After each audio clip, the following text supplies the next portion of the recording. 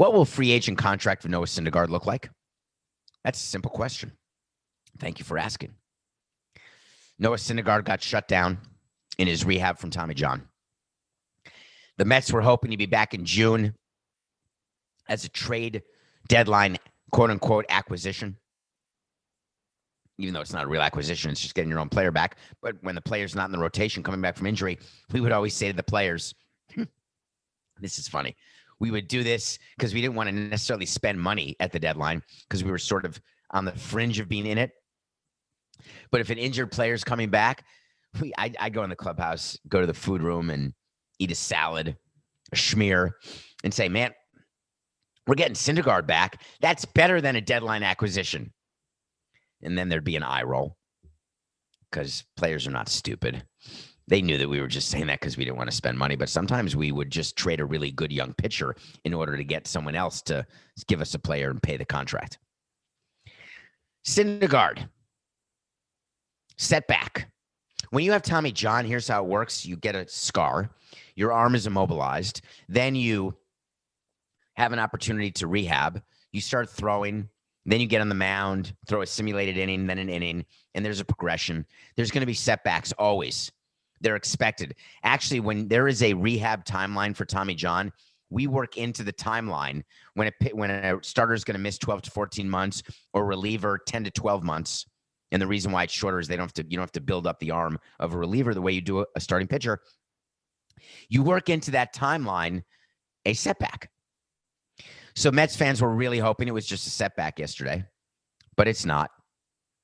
They're shutting him down, and they announced that he is out until at least August. They announced this after the May 26th, 2021 wait to see, which was Noah Syndergaard is going to be out until at least a month that starts with an A, not a month that starts with a J. Do you remember that? I think that was a show from 2 days ago. That's a yes. So what do you do if you're the Mets and he doesn't come back at all and he will have gone 2 years without pitching? You going to give him 100 over 5? NAC, not a chance. You're going to give him 60 over 3? NAC, not a chance. Is any team going to give him what he thought he was worthy of before he got hurt? He was easily a $20 to $25 million pitcher. If Trevor Bauer is a $40 million pitcher, gag me with a spoon. But if he's a $40 million pitcher, Noah Syndergaard pre-TJ is above TB. He'd be a 2-score plus annually. Not anymore.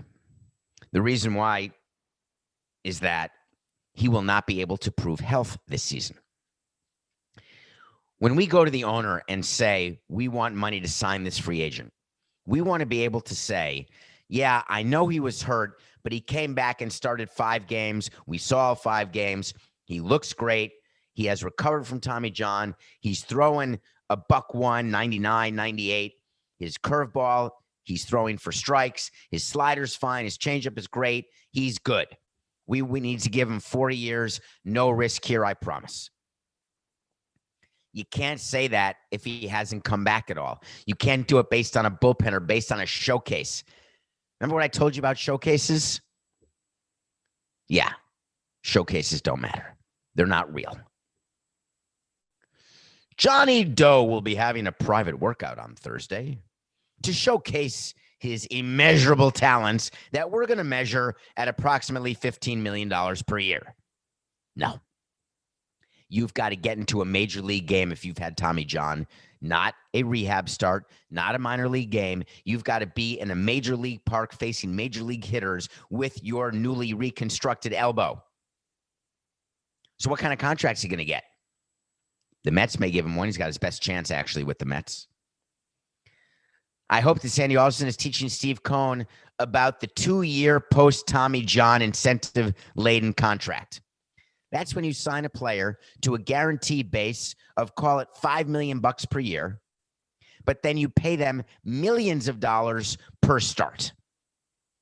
So as an example, he could get $40 million over 2 years or $60 million over 3 years, but it will only come with pitching. And you can control that if you're the Mets or any team who signs him, because if he comes back and he stinks, you just don't start him. then you don't have to pay him. You can just release him because your guaranteed exposure is de minimis. Noah Syndergaard will not get an 8-figure free agent deal. That's $10 million or more for those of you counting at home. The reason he will not is that he's not coming back this year. He's not going to pitch.